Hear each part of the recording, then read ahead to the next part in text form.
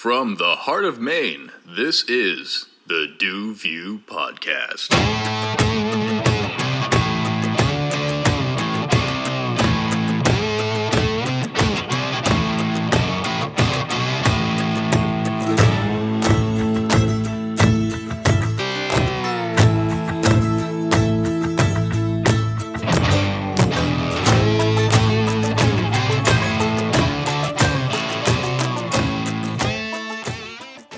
All right, and welcome to this week's episode of the DuView Podcast. I am your host, Du, a.k.a. Ryan Dumont, and this month's episode instead of this week's episode is going to be a solo episode. As you can see, just me here in the studio trying out some new pop filters so you can maybe actually kind of sort of see my face on the video.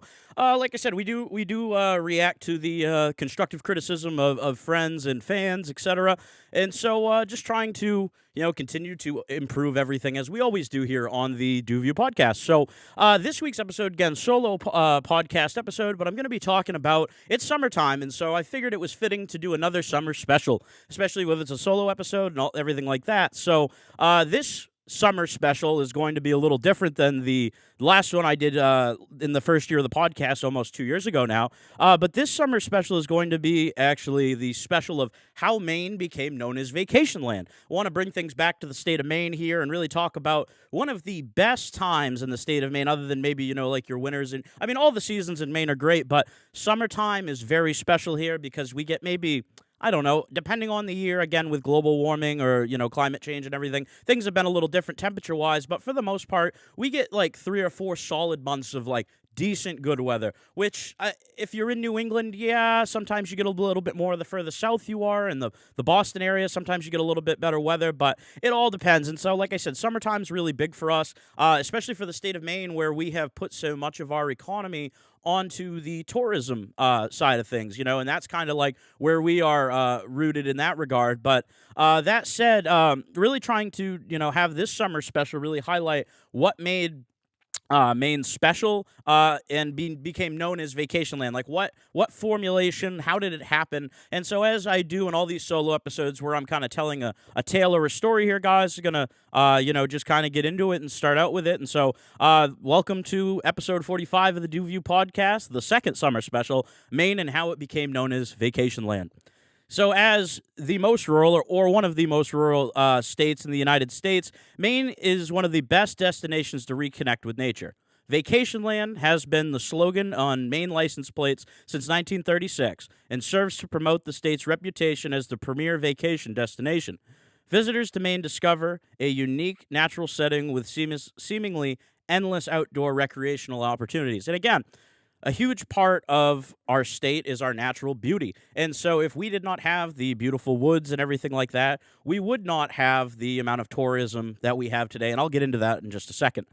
Since the state's founding in 1820, when Maine broke away from Massachusetts, my state, or this state, was the northern frontier in a large ways and was considered, to be like the Wild West of the North in a lot of ways, as I talked about in my previous episode on Augusta, Maine, and also on the areas surrounding Mount Katahdin. It was very much the Wild West of the North, as I just said, and like I said, you had very little civilization. You had a lot of the people that were in the area were people either working in the lumber industry or they were outdoorsmen in the sense of like, early mountaineers, geography, people making maps of the state, and as well as, Native Americans and, like pioneers and other early people who were looking to settle the area as well as, make some economic gains as well.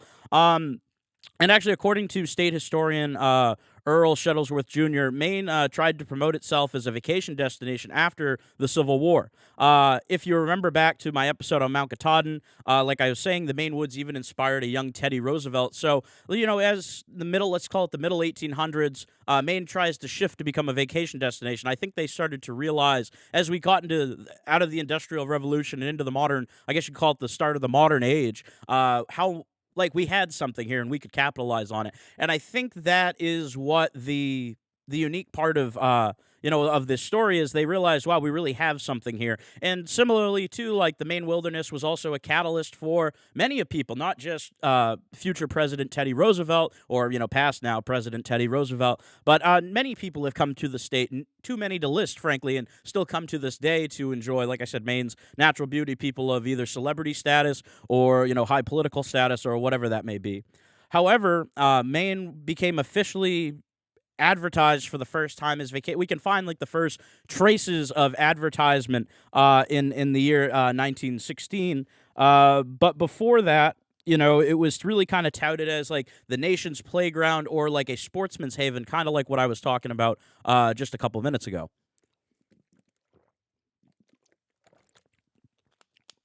And you kind of see the shift and some of the institutions that pop up, which I'll talk about in a second. I mean, institutions like resorts and things like that, getting away from some hunting camp. Well, some areas would still have hunting camps, but the further north you would go, you would see more of those types of activities. And so, like I said, by 1916, they first started really labeling Maine and really kind of grabbing onto the term Vacationland and getting away from any other really terminology about the state. But today, the business of tourism and recreation plays host to, 36 million visitors that spend almost $6 billion, excuse me, with a B, capital B. And it's by far Maine's biggest industry. And I'll talk a little bit about that more towards the end of the episode. As we saw during the pandemic, that can be a good or a bad thing, depending on what is going on. However, I guess kind of gave you guys a quick overview, of the early history, but there really is not a, like, this is the person that came up with the term Vacationland. Like, as much research as I did for this episode, whether it be, looking through archives or, doing some stuff on Google or whatever I was doing at the time, it wasn't like you had in other stories where you had like one person, like this is the guy who started calling, or he's the grandfather of, or the great, the godfather or whatever of this thing, and they just don't have that in this story. So it's kind of unique in the sense that there were a couple different events. The first one being what I kind of told you guys in 1916, how, again, we were touted as the nation's playground and a sportsman's paradise. And so they really wanted to capitalize on that because it was really starting to get out in the early, 1900s and the latter half of the 1800s that Maine is a special place, not only in the sense of being able to visit and get away, but just to also enjoy its beauty as well. And so we kind of fast forward a couple years to the Great Depression, and during the Great Depression, our 56th governor, Louis J. Brann, took several states to increase Maine's profile on the national scale given the hard economic times. Among these efforts were several welcome home days, huge rally-like events that started at the State House and spilled into Capitol Park right here in my hometown of Augusta, Maine, or right where the home of the DuView Podcast, right here in Augusta, Maine. It was under Brand's administration that the word first appeared on the license plate. So I guess he's one of the people in the process that really publicized the name of the term Vacationland. I guess you could accredit him there, but in terms of creating the term is what I was getting at, is like there wasn't one singular person that just started calling Maine Vacationland. It was like a culmination of a lot of people. But again, the first time we actually see Vacationland on Maine's license plates is in the year 1936. And it's believed that they were looking for a tagline or a word or a slogan, a motto that would capture the public imagination and would bring attention to the fact that Maine was, in fact, Vacationland, according to Shuttlesworth, the Maine historian as well. The phrase also appeared on postcards in the year before. So again, really trying to build the state's profile. Again, either as the state is developing out of, in the modern age, like I said, the 1930s, you have the introduction of refrigeration, and, a bunch of other, modern things that allowed for the change of, and on top of that, they allowed the change of travel with the introduction of cars in the early 1900s and eventually airplanes, and we'll see everything kind of take off there in that regard as well. However, some records indicate that the phrase dates back even earlier, like I was kind of getting at earlier.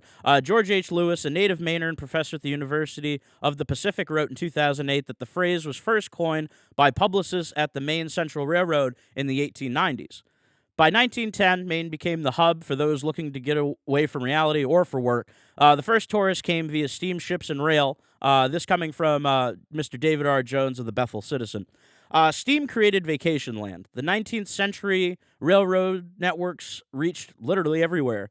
Interstate and international lines brought tourists. Local lines, eventually including those intended to carry timber or slate, took them to previously isolated regions. Steamships and ferries piled coastal waters and lakes. Hotels with steam heat and steam laundries housed and fed and entertained the tourists. So like I said, as we got into the, I guess you could call it the amenities era, and that's what I mean, like having in-house heat via hot water circulation. All these things that really kind of came about in the early 1900s, electric lights, really working as an electrician in a lot of these old Maine homes. I've worked in houses built in the 1800s. I've worked in houses built right around the Depression era and before. And like you can tell, you can see the knob and tube, the old electric, like when they first put in these old electric lights in these places for the first time. And between that and later in the 30s and 40s, you'd swap over to like armored MC cable or like an armored, steel cable with a nice LED inside. I actually, funny enough, pulled some apart at work this 2 weeks ago. Obviously, had gloves on and everything like that, washed my hands and everything like that. But when we were in an old building and happened to find some old lead-lined wire. And so, like I said, that's what I guess, not to get too far off on a wiring tangent, but what I'm getting at is that these new amenities, whether it be steam power for bigger steam ships, railroads, all this stuff, guys, allowed for Maine to really kind of prosper, not only making it easier to bring people into the state, but also just making it easier to host people. Are you going to come if you have to go sit by the wood stove? For some people, that's great. But for some people, they wanted the creature comforts. And that's kind of where you see this change and you get over to, more resorts and things like that. Unlike the 20th century automobile tourists, so earlier vacationers stayed put for weeks or even months. Many stayed on the islands of Casco Bay and island hop via Portland ferries, which really is harkening back to an older era. You can there's still quite a few ferries that bop around in Maine's harbors. You can look up all those. We have so many islands. I could do a whole episode on the Maine islands and everything that they bring to the table as well. The vacation was becoming a middle-class necessity, as the middle class was indeed growing here in the United States. Scholars see complex motives. Donna Brown's Inventing New England deals with the status of accommodations of leisure, and David Richards' Poland Spring depicts a grand resort hotel as the home of conflicting desires for an imagined past and progressively improved modernity. Those are just a couple of the examples. Like I said, the Poland Spring was a big resort, right connected with the water company, right, guys? The Poland Spring drinking water is in Poland, Maine, and they have many aquifers around the state. But the fact of the matter being is that they actually, if you still go there, they have this full-ass resort not far from the Oxford Casino. Like I said, it's very impressive, very, very impressive, and like I'm sure as it was back in the back in the day as well. Bar Harbor also accommodated those for whom the grandest hotel was too common. The Rockefellers built summer cottages and helped to fund and design Acadia National Park. The Morgans moored the nation's largest yachts, sailing, carriage drives, Wabanaki offering baskets, and canoes. Moving everything all over the place here. So again, you see a large influx of money into the Acadia region with the Rockefeller family and many others. You can go see like all the mansions of Acadia really that are down there. Grand hotels and cottages were one thing, lakes, streams, and forests another. Though they did overlap, you could canoe, hunt, or fish from some hotels. Rangeley still shows that. There's a wonderful museum of vacationing near the town of Aquasic, which I highly recommend everybody check out. Fishing lodges and camps, Spartan or luxurious, became a signature form of Maine's vacation. Julia Hunter and Earl Shuttlesworth's Fly Rod Crosby tell that story through the biography of Maine's most famous fisherwoman, who sold Maine to the wider world through her writing and star attendance at the sportsman's exhibitions in New York City and elsewhere. And that's another thing that, we really kind of and actually kind of ties a personal story to my family. Maine, the state of Maine, and I don't know if they still do this or not. I can't really speak to it. I feel like this is something that was definitely done previously more so than it was done now. But like big conventions, like sportsman conventions and stuff, like not just showing off like weapons or the new gear, but like places to go, like showing people that they can have a full experience in, for example, the state of Maine. My grandfather actually used to go down to the Big E down in Massachusetts. He used to work for Maine Inland Fisheries, and he was a photographer and I guess just all around coastal Mainer, and was really could sell people on coming to the state, sell sportsmen on coming to the state and everything like that. And like I said, the guy was a master of it. And, like I said, something that, brought the first people to the state of Maine was also kind of something that connects to my personal, thing. Same end mission, just probably 70 something years apart. But the fact of the matter being, though, is that, that was a very, I guess what I'm trying to get at is a very common thing into the sense of having, representatives from the state, or whether they were officially from the state or from a sportsman's club, go to these big events in more, metropolitan areas and really kind of advertise and advocate for people coming to the state of Maine, coming to Vacationland.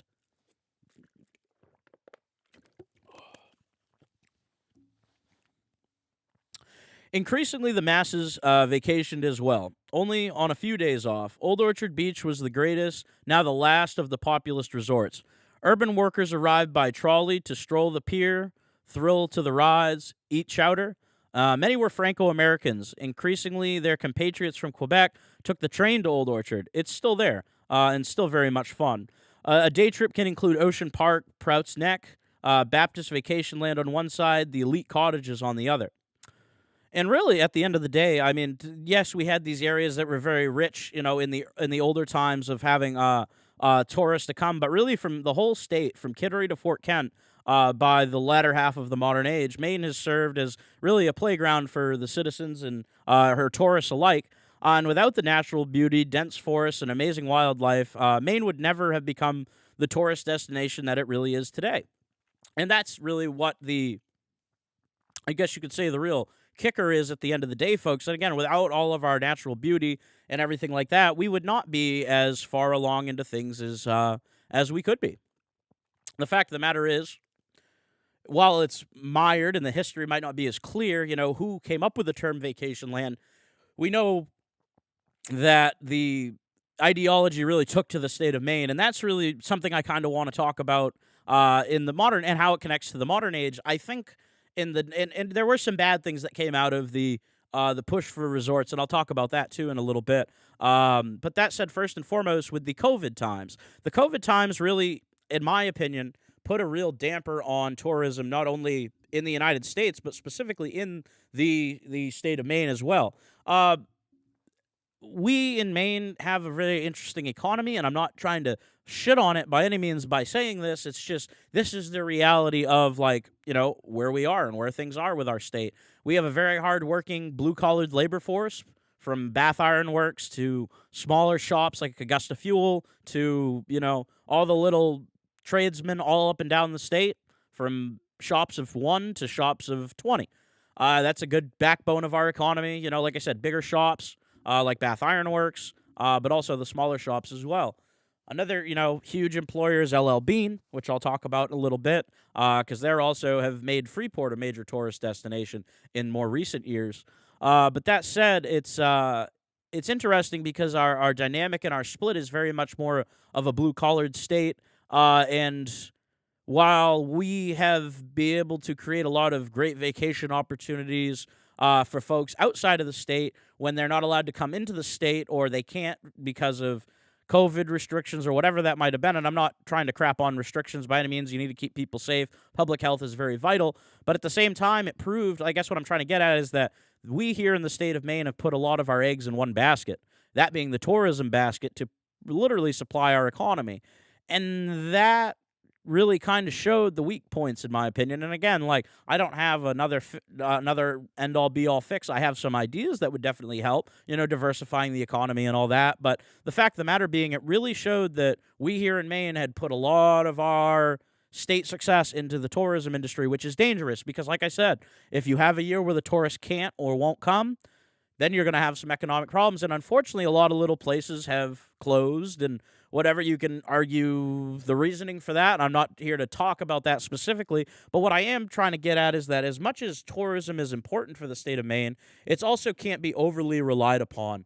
And I like I said, it's having a good mix to have a healthy economy. You can't just have one thing or another thing. It's like, if, for example, for here in Augusta, if nobody opened anything but pizza and beer joints, not that I don't love Cushnock pizza, but if you had 100 wood-fired pizza places that also brewed their own beer, it wouldn't, you'd lose something to it. It's again having that diversity, not just having all tourism or all blue collar, or all trades or all whatever. It's having a good mix, and I think that that's what they're trying to really do here. I see like the aerospace areas are moving into the state of Maine. There's a lot of different industries that have moved into the state of Maine because you can have smaller. We have the land, we have the territory, and that's really the kind of the cool thing about it. But at the same time, though, getting away from just having one thing supply all your, fund your war chest, fund your, put money in your bank, so to speak, because then you create a larger tax burden on the people in the state, and when they don't make as much money as folks in other states, well, that creates a problem. And I guess what I'm just trying to say is that there's safety and mindfulness into the sense that, like, if we're mindful of what we're doing and we're always trying to have good balance, perhaps, you don't end up running into as many problems as you do, when something like COVID comes about. And so I just wanted to take that was one of the bad, like, don't get me wrong, tourism is a great thing. I love the fact that we are, we have these opportunities to have people come to Maine. Like I said, overly proud Mainer first and foremost. I love bragging about the state of Maine. That's the one difference between me and Bill Green is that, he says don't brag about it, and I definitely brag about it. So, and I guess it's kind of my own fault for then getting mad and saying, well, why do people come here? Because it is beautiful, and so that's the nice part about the state, though, is that there's enough space that if you want to get away from the tourists as a local, you can. And that's kind of the, the cool thing about the state of Maine. Like I said, there's enough room on the playground, enough room in the tent for everybody. And so, some of the areas down in the southern part of the states and even on the coast get a little oversaturated in the summertime, in my opinion, but that's good. They're coming here to come here, spend money. I'm all for it. And so, to continue with the idea of the modern vacation spot, I just want to kind of highlight a couple more areas that have popped up since the I guess you could say since the heyday of the Vacationland concept. So obviously, continuing from what I was talking about, our modern Maine tourism hubs, the Bar Harbor area, still a massive tourism hub. That has not changed. Acadia National Park is one of the most visited national parks in the country, aside from, like your Yellowstones and your big, ones that are, not that, and well, to be fair, Acadia is nationally known. It is. That's, it is a national park and very well known to the fact that if you go hiking there, you might even have to wait in line to go up a mountain, but that's okay. Like I said, that's a big enough park, and again, that it creates opportunities to go and explore new things. And in Mount Desert Island, frankly, is big enough where if you feel like you're being overburdened, there are some other nicer little areas that are not quite as trodden upon, I guess I would say. Although I will say, the one issue Bar Harbor is having is the cruise ship issue, and because of like where their harbor is located, it's very picturesque, and I don't think they want to have a bunch of cruise ships lined up, to kind of ruin some of the views and ruin kind of the quaintness of the town. Parking's also a big issue down there, so if you are going down to the Bar Harbor area, be sure to find some means of parking, plan ahead as best you can there, because parking in the summertime down there can be quite a nightmare. And that, but like I said, I mean, I've said so, not trying to sound negative by any means, but just giving people the real shot down there. Bar Harbor is a great area. I personally myself go down there in like April or late May before, or mid to late May before a lot of other out of state folks start coming up. Again, nothing wrong with that, but again, it's just if you want ease of access and you're a little bit more particular like I am, you go when it's not quite as populated. I will say, Bar Harbor is fun, even in the off-season. I've gone there with good family friends and spent New Year's, where you can literally lay down in the street. There are so few people, but there's enough open, and the folks that there make it all. And like I said, on top of that, Acadia National Park, are the parts that are open in the wintertime, is just as beautiful, for different reasons, obviously. Transitioning a little bit here, I'm going to probably probably bungle the Portland part a little bit because I do not spend as much time in Portland as I could and or should. But that said, not just Portland, but the Old Orchard Beach, Portland area, I kind of grouped that into one because in all reality, they are not that far apart from each other. A lot of times if folks do go on vacation to Old Orchard Beach, they end up either in South Portland at the mall, or they end up in Portland with. And like I said, I could do an episode, like I did an episode on Augusta. I could do another 2-part episode on Portland between the founding of Portland and just everything that's going on in Portland. Portland is the wild place these days. Not in a bad way, just in like there's a lot going on, and that's what I mean when I say it's a wild place. Between managing all that they have when you are in the biggest city in the state and everything like that. So it's definitely interesting, but it is a great place to visit. The food, the drinking, everything. It's a absolutely wonderful spot. And between that and like I said, Old Orchard Beach is one of the original, still standing. You know, you have like the what's the word I'm looking for here? The amusement park type aspect of that with Palace Playland, so you can still go sit on the beach and be a beach bum, go jump on a ride, go play the arcade, go get some pier fries. It has that really cool, unique like pier feel, which again I think is something that we more or less see in 1950s surf movies than we really do actually have like in practice anymore. It feels like you're kind of stepping back in time a little bit to like that carefree American summer in a lot of ways, which I guess we don't really have anymore, but that's here nor there. And on top of that area, the Old Orchard Beach area, which is again great, there's minor league baseball teams down there with the Portland Sea Dogs, and there's some other summer league stuff down there too for baseball fans. It's just like it's a summer paradise down there, and folks from Quebec come down. Like I was saying, that still very much happens. That tradition is still very much alive. The Quebecois come down from Quebec because it's like going to Florida for them. But that said, also another place to mention along the area is in Saco, which is right near Portland as well, is Funtown Splashtown, as well as Aquabog, and two of the more, I guess you could call it, staple amusement water parks for Maine. Like in New Hampshire, they have Water Country. We got Aquabog and Funtown Splashtown. If you lived in the state of Maine, grew up as a kid in the state of Maine, odds are you knew of Funtown Splashtown and Aquabog. And cool enough, shout out to Aquabog, and I'll probably tag you guys in this episode. Shout out to Aquabog for saving the Saco Drive-In. Shout out to you guys. Literally, like, down the street from Aquabog, and they used to have the Saco Drive-In. I actually met the owner of the Saco, or the former owner of the Saco Drive-In at an event. And again, drive-ins are a hard beast to keep open. But we need to keep stuff like that. It's what makes I don't know. Maybe it's kind of stupid in my if you're an outsider looking in on the United States. But those are the few things that I feel are uniquely American and uniquely like I don't know. It's a feel good thing. Like you can't have anything bad. It's like going to the drive-in movies for fuck's sakes. It's a good thing, and I don't understand why. Maybe it's folks aren't as interested. I don't know. I still think drive-in movies are great. I think that we need to keep stuff like that around for the uniqueness, the character. It's not just the same old bullshit. It's a change of pace. It's something interesting and fun. And so Aquabog actually saved the Saco Drive-In. But like I said, I was saying, I met the owner. He talked about what an experience it was owning the Saco Drive-In because he was not the original owner. He had taken it over. I actually met him at a Hobie conference when I was selected to go to that when I was in high school. But he was also a member of that organization. And he kind of shared some of his wisdom with us.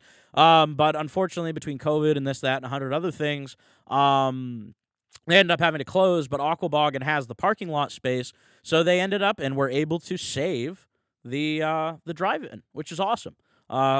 Be sure to check them out. If we move over to the west a little bit, after a quick drink of water.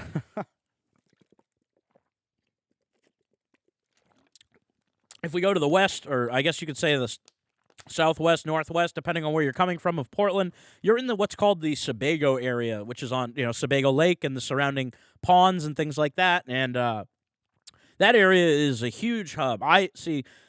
It's hard when speaking about like Maine, you want to speak about what you're familiar with and things, but I have to remember at the same time that it's not just all my own personal spots, because it may not be translated to be the same for anyone. So you kind of have to look at the data too when I was doing this. And so Sebago is a huge area. You can't ignore Sebago Lake. It's one of the largest lakes in the state, other than Moosehead. And like I said, It is a tourist destination. You go down to the Naples area along their boardwalk along the lake. Feels like you're in a whole different world. There's so much going on.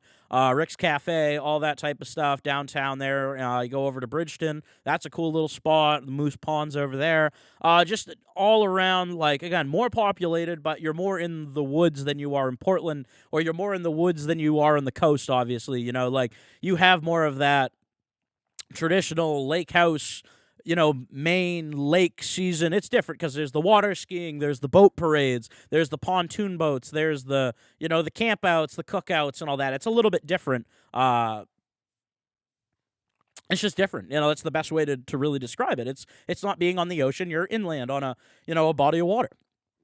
And also, speaking of the Sebago region, if anybody is looking for any rentals down that way, be sure to check out the folks over at Jordan Rentals. They have supported the podcast on Instagram several times, so just wanted to give a quick shout-out to those guys over at Jordan Rentals. If you're looking for a place to stay this summer, or I believe even in the off-season, in the winter, too, they have rentals available. If you're just trying to come and enjoy the Sebago area, check out the folks over at Jordan Rentals. If you could, tell them Dew sent you.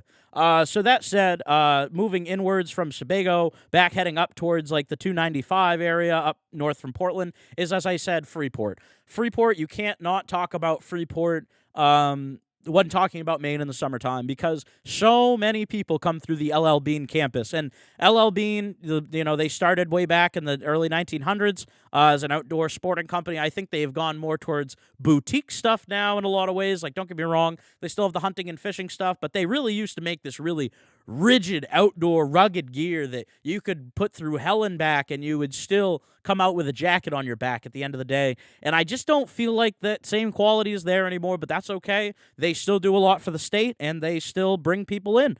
They have a fantastic summer concert series, which is free. Like I said, I can't just beat up on everybody and not say the good things that they do. We keep it fair here, all right? But regardless of that, they have a fantastic summer concert series they do every year with some big names, too. Free, I'm pretty sure free to the public. You can check that out on their Facebook page and everything like that. But that's another great part of the summer. And they're also just trying to expand their campus down there to do more for the Freeport area and to just bring more people in to have live demonstrations of, fly fishing and kayaking and stuff like that. They do all that stuff down there. It's really cool, and it really kind of highlights some of the best parts of the state for folks that wouldn't actually get a hands-on experience with it, or maybe for folks that are even from the state or new to the state, that need to get some experience with that. It's like, I'm not going to sit here and tell you I'm the best fly fisherman. Have I done it before? Yes, but, if I hadn't, it'd be maybe kind of cool to go and see a demonstration or something down at LL Bean, or catch a concert, or have whatever it may be. They host a bunch of events down there during the summertime, which is just really, really, really fantastic. And then if we look towards go way west, way west to the western mountains of Maine, we have what is some of the best skiing in the Northeast. In the wintertime, but as well as some of the best golf courses and some of the best hiking and breweries and everything else out in the western foothills. And this is in the areas surrounding all the ski resorts from Saddleback to Sunday River to Sugarloaf, Mount Abram, all of them. They're just great spots to go in both times of the year. Like I said, the Rangeley area, like I talked about, Naquassick is a great spot for four-wheeling, for snowmobiling, for skiing, hiking, anything that you think you want to do. That's the outdoor spot. If you want to get out and get outdoors and get into the mountains and get into the real shit, you go out into the western foothills and the western mountains of Maine. That's where the rubber hits the road in a lot of ways. And same thing with the down eastern part of the state too. It's similar but different in a lot of ways. It's hard fought country, but it's theirs nonetheless. And the fact of the matter is, it's a great spot to visit as well. Like I said, from the Newry area to Bethel, up to Rangeley and Naquassick, over to Kingsfield and Carabasset Valley, these places are fantastic. There's plenty of places to stay, from local joints to Airbnbs to just fantastic spots to eat, fantastic spots for even like live music in the wintertime, little bars and stuff like that. Have had many a friend play at places like that. So like I said, that area is also tremendous for your modern Maine tourism. Moving back towards the coast, though, Maine is very much known for its coastal, areas during the summertime, as this episode is highlighted, and just as kind of like, it's kind of known that, Maine lobs to the coast, all that type of stuff too. but specifically talking about a couple different areas here on the Maine coast. The first one being if we're making our way up the coast, kind of from the Portland area, Wiscasset, Edgecombe, the Newcastle area, and down to Booth Bay Harbor and the surrounding East Booth Bay and those areas. Now, my family is from the Damariscotta, Booth Bay Harbor area. My mom's side of the family, the Carbonis, like I said, they came over from Italy in right before Mussolini took over. Well, right before World War II, and after World War I, and so that area is special to me in a lot of ways. My grandfather lived in Booth Bay Harbor. If you come into Booth Bay, the actual Booth Bay Harbor itself, not Booth Bay, but Booth Bay Harbor, if you come into town where the credit union is, where the road kind of splits into a fork, it used to be a blue house next to the Historical Society. It's now a yellow house. That used to be my grandfather's house, and he had, and this kind of really kind of attests to Maine parking in the summertime on the coast. There's not enough of it. There never will be enough of it. You could build parking garages and still probably never have enough parking for Bar Harbor, Booth Bay, any other our main coastal towns, really. That said, though, he used to make some of his money in the summer by renting parking spots, and I think actually the people who bought the house after he passed away owned one of the islands that people would go to for clam bakes and stuff like that. That's another great opportunity down in that region. Go to a clam bake, go to a lobster bake, and have some great food out on an island. They send you out there on a boat. It's an all-around great time. Like I said, there's usually live music or some music involved, and it's just booze. I mean, obviously, but you don't have to. Like I said, there's a great culture of drinking or not drinking. Here in the state of Maine too. So the fact of the matter being is that these coastal areas are just really unique, from the shopping down to the artisans and the craft makers that work down there. There's a lot of heavy boat building in these areas too, in the Booth Bay Harbor region, as well as shifting gears a little bit over to like Camden, Rockport, up the coast a little bit. Area is also fantastic. They are known for their windjammers and the schooners. Booth Bay actually has the Windjammer Days Festival, but fact of the matter being is that if you go down there, you'll see 3-masted ships. It's very cool. Like I said, shipbuilding is still very much alive and well in these areas, aside from tourism. But for the tourists too, from in the Camden area, Mount Batty, and Camden Hills State Park. The state parks and the hiking, George's Highlands down there is tremendous if you're trying to get out on some mountains and see some stuff. Also in the wintertime, too, is the Camden Snow Bowl. The Camden Snow Bowl is, there's hiking around that area, but they also have the toboggan championships down there. They have a toboggan shoot. It's just a really cool, unique little spot. And like I say that about the whole state, but especially like these areas, that we have here, on the mid-coast. And like I said, between the folks working to build ships and everything else that goes on down there with the hiking and the restaurants and everything, it's just a really, really great and really unique area in a lot of ways as well. Moving down to now we're going down east, or as my good friend, Maine musician Archie used to say, if you go down east on your luck, you go way down east. We're talking Machias. We're talking Quoddy Head. We're talking the eastern expanse.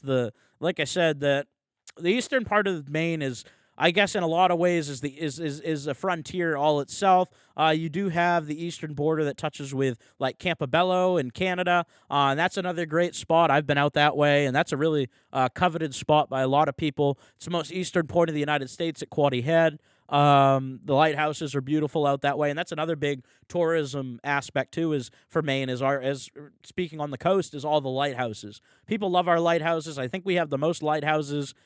We have a shit ton of lighthouses, though. Case in point, I don't want to misspeak and say we have the most lighthouses in the country, but we have quite a few, if not some of the most. Like I said, I have to double check that statistic. But down east, Machias and that area, I mean, there's a great 4-wheeler trail, the Down East Sunrise Trail, that is really more of a 4-wheeling highway than it is a trail. But that said, that's a great time, great spots in Machias to stop. Good buddy of mine went to school down that way. Aaron Bernier, also a guest on the podcast, lives down east still. Shout out to Aaron, love you, buddy. But that said, getting to spend some time down there with him and see some of the more. I went down a couple summers ago, and Aaron took me around to some of the more unique spots, and there is just some fucking beautiful spots down there, folks. Beautiful, capital B, beautiful. And again, that's just in Maine in general, but specifically, like I said, that is very underdeveloped down there, and there's a lot of opportunity, not just for development, but for more just more stuff to happen down there. There's a lot of stuff down. There's a lot of land down there. A lot of blueberry. A lot of our blueberries are from down that way, amongst other things. And so it's just really really down east Maine is a unique spot, and it's a culture really all its own. That's really kind of where the concept or like the Maine accent is alive and well. That crusty barnacle coastal type thing. That's where the Maine accent comes from, and among other things, you could tell so many tales from the eastern part of the state. And again, down east, way down east. You could tell a whole other like I said, you could tell a whole other podcast episode just on the far eastern part of the state, the down eastern part of the state. Coming back up Route 1, though, if you're coming back into civilization from the eastern part of the state, I got to talk about the Bangor waterfront a little bit. Before, when I I haven't been to a concert there, to preface, since they redid it. However, if they're looking to throw a ticket my way, I'll happily take one. Preferably Hank Williams Jr. at the end of August, but I'm joking. Anyway, case of the matter is, though, they redesigned this entire place. It is a full-ass amphitheater now. It used to just be, they'd erect a stage, and you'd have a nice flat area with, you'd have the pit and some chairs and stuff like that, and then you'd have the lawn section where I like to hang out, because tickets were cheap, and you still had a really good time anyway. Like $40 ticket to go see Kenny Chesney. That doesn't happen anymore, but that's okay. Like I said, concert tickets are astronomically expensive, but that's here nor there. We try to, make the best of it, and, whether that be in the nosebleeds or in the pit, But the fact of the matter is, I don't mean to take away from the fantastic venue that they have made up there. It's nice to see some really cool, unique venues. And I guess I also need to talk, while I'm talking about the one in Bangor, I also slipped my mind talking about Portland to also talk about the concert venue that is Thompson's Point, which is the outside venue, or also the State Theater, which is the inside, one of the great inside venues in Portland. Like I said, we got to support our local stages, and that goes to, not to get away from the Bangor area by any means. There's some local venues up there too, but specifically like the State Theater and stuff, I know had a hard time with COVID. So just keeping places like that alive, because they host a lot of like the really cool indie groups and stuff like Camp and Mo, and like a lot of these third generation jam bands that I listen to, like Goose, and folks like that. It's just, Goose actually was at Thompson's Point a couple weeks ago. The fact of the matter being, though, is that but the work that they put in up in Bangor, not to get it confused with Portland, but the work that they put up to that place in Bangor is very impressive, and I really would like to go attend a concert there very soon, given the time and the funding. Moving up, though, from if you catch a concert, maybe you want to go for a hike the next day, you can drive about another, hour or so north up to the Millinocket area, and specifically to the Katahdin National Forest, or Katahdin National. It's not a national park, but it's like a national Baxter State Park, as well as the Katahdin National Forest or something like that, whatever they call it up there. The fact of the matter being is that Mount Katahdin is legendary. Like I said, I've already done. Go check out my 2 episodes on Mount Katahdin. Those are up wherever you find your podcasts, or wherever you listen to podcasts, frankly. Those would be episodes of the DuView Podcast number 31 and 32, Mount Katahdin. I do a whole feature on that, so I'm not going to go into too much detail on like the mountains themselves, obviously, but what I am going to do is talk about how unique the area is and the hiking there. Again, you have you have literally the tallest mountain in the state of Maine, Mount Katahdin. You have the Nice Edge, which is a legendary peak to hike, or legendary trail. Very narrow, very difficult, not for beginners type of deal. Then you have the legendary tale of being lost on a mountain in Maine. The story of the young man who, back in the I think the 30s or 40s, ended up getting lost getting lost on Mount Katahdin, and also to being saved and rescued, and being able to go back and like write this story as an adult, which was really unique. And so check out that. I think that's a mandatory read for most Maine children, or at least it was when I was in school. And the surrounding park is just a natural playground for everybody and their brother. They have a lot of good resources up there, between guided tours and things like that. You can go on a guided kayaking tour. There's the east and west branches of the Penobscot River. There's whitewater rafting up in that region on the Penobscot River. It's just, and it even extends kind of over into Jackman, into the Forks a little bit too, going further south. But, with the whitewater rafting on the Dead River and the Kennebec River as well. Like I said, just it's a natural paradise, guys. And I know that that's kind of been highlighted throughout this whole episode, but like you want to go down kind of like a natural water slide down a waterfall, you can do that. You want to go see a moose, you can do that. You want to go climb like a mile-high peak, you can do that. That's the cool thing about it being up there. It really is the full combination or culmination of all of Maine's natural wilderness, with the exception of, having access to the coast. But you still do have access to lakes and things up in that area. That's the one stark difference. You won't get that full coastal experience, but that's what really kind of creates the divide in the state between, like, having your inland spots like Katahdin, like Sugarloaf and Rangeley and those areas, but having your landlocked areas that really emphasize their water, like Sebago and like Moosehead, even, for example, talking about further in the west. The Moosehead region, the Rockwood, used to be a huge tourist destination, the Birches resort up there. There are a bunch of little like lakeside resorts, and that's really kind of the cool. You still kind of get those like rustic pioneer vibes, like things are still built with cedar shingles and things like that. And so it feels like when you go up to some of those areas, you step back in time and you're vacationing kind of like they did in 1900. Yes, there's power and things like that, and might be a hot tub out back, but a lot of the buildings and the rustic vibes and everything are still there, especially in the Greenville and Rockwood area as well, moving down from the Katahdin area. Like I said, the whole western expanse, from the ski resorts over to more of like your hunting and fishing camps, it's all kind of the same vibe in a lot of ways. It's forests, lakes, streams, various changes in elevation and everything like that. It's not boring. There's always something going on. It's not like you're driving across Kansas or something like that. By no means trying to say anything bad about Kansas or Iowa or the plains. We have a very diverse geography in the state, which has allowed us to really not only entice people to come here, because again, we have 4 seasons, we have all these different geographical regions. We have the 4 seasons and we got the regions, folks. You don't need anything else, all right? And that's really, at the end of the day, what has made Maine Vacationland. And that's why I think in a lot of ways it is a great terminology for the state.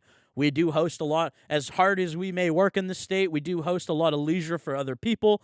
And so that said, it's Maine is Vacationland and will continue to be. However, I think we should do so cautiously at the same time, so we prevent any type of COVID situations from happening to us there. But that said, I did want to make one honorable mention to my list of summer spots, and this is my own personal bias, and this is the area that is Fort Kent and Eagle Lake, being Eagle Lake in northern Aroostook County, not in southern Aroostook County.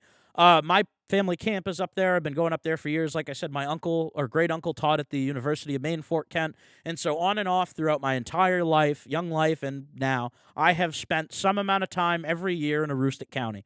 Last year, I didn't get up there because I had COVID and just too much going on with work. But that said, I've been up there once already this year. Plan to go back up a couple more times. Already went snowmobiling up there once this year. And so the fact of the matter being is that whether it be winter or summer, like all the other locations I've labeled or I've listed off in this episode, Eagle Lake is one of the, like I said, salmon fishing. Fort Kent, you have just the access to the Allagash. You have access to the potato country, which is, again, different geographical region. Things are different. The sunsets are a little bit different. There's still hiking. Dabooley Public Lands is up there. It's one of the big state reserves. I need to get up there. There's great hiking and tenting sites, everything like that. The fact of the matter being is that, this area is special. It's not as touched. It's definitely, I'd say, more of a snowmobiling destination than it is a destination in the summertime. But you know what? The summertime is just as beautiful up there. And it's also not so cold that you'll freeze your fingers off. So that said, Eagle Lake and Fort Kent are spots that are always very near and dear. And that's one of my little personal biases, personal plugs for the episode. I always try to bring as many people as I can up there to really experience it, not to ruin it, or bring too many people up there to ruin the spot, but to really, kind of emphasize how cool of a spot that area is, as well as many as the other spots that I've listed on here. Did I leave out a spot? Let me know in the comments, either on YouTube or in the comment section on any of the streaming platforms. Did I miss a spot that's near and dear to you? Again, these are just my opinions on these. If you feel like I missed somebody, say so. Like I said, I tried to highlight a couple spots, also kind of, generalizing some locations too. And so that said, guys, we are going to wrap up this week's episode. I hope everybody has been having a great summer so far. I've had a busy one, I'll be honest with you. I'm excited. In a couple weeks here, I'm going to be going down to Boston to see Phil Lesh play down at the Leader Bank Pavilion on Boston Harbor. That's one of my I guess my big concert for the summer. I did not get to go see Dead & Company, unfortunately. Just had some scheduling conflicts and other things, but that's okay. Because I feel like you do, at the end of the day, like I talked about, get a better show at Phil Lesh and Friends. Not to say anything is wrong with Dead & Company by any means. But that said, guys, if you are out this summer and you see me, say hi. We'll be out and about doing stuff. Did not, unfortunately, make it to the Moxie Festival this weekend, but glad to see that is back up and running. And yeah, just hoping everybody has a great summer here. We'll be down at Old Hollowell Days in another couple weeks here. That's always a great time. Another great part about Maine in the summertime is all the old home festivals and the fairs, guys. But that's more for the local folks than for the tourists. So that's why I, didn't really talk about those as much in this episode. But that said, Old Hollowell Days coming up. Looking forward to that. That's one big party and a good time to celebrate our neighbors over in the city of Hollowell. So much love there. And that said, thank you for all of you for tuning in. Keep up to date with all of our stuff. DuView 207 on Instagram, the DuView Podcast everywhere else. And just give us a thumbs up, share an episode, guys. The big thing is just getting a little bit of help, getting the word out that we're doing what I'm doing. I know we're at a monthly format now, and that might be good or bad for some people, but it works best with my schedule and still allows me to do this and do all the other things I do, whether it be, up at the soccer, spend a lot of time up at the Cara soccer fields, and among other things this summer. So that said, guys, hope everybody's doing well. Give us a thumbs up, give us a review, help us build the podcast. If there's somebody that that's high profile, you'd like to hear from them, shoot me a message. I don't know everybody. So that said, guys, hope everybody's having a great summer. We will see you guys back here in another month for our August episode, which you will not, obviously not gonna give that away just yet, but you will not want to miss that. And obviously our episodes beyond here too. We have our next episode. This episode obviously drops on July 11th. We'll have our August episode, like I said, August 8th, and then September 12th for our September episodes. Like I said, we're at a monthly format here, guys, but, put the date, save the date. That's why I put out those posts on Instagram so you can mark it right in your calendar, Like I said, I know I didn't like moving to a monthly format, but with video and everything like that, it just gives me more time to give you guys the highest quality content that I can. Because that's my goal at the end of the day. Tell the stories that haven't been told. Emphasize those adventures, music, and general shenanigans. And, also, too, just telling the best of Maine life and much, much more. So thank you guys for tuning in to this month's episode of the DuView Podcast. Keep up to date with all of our stuff on social media. And like I said, have a good rest of your summer, guys. Maybe we'll see you at some concerts or something. Hang in there and, be well and be kind.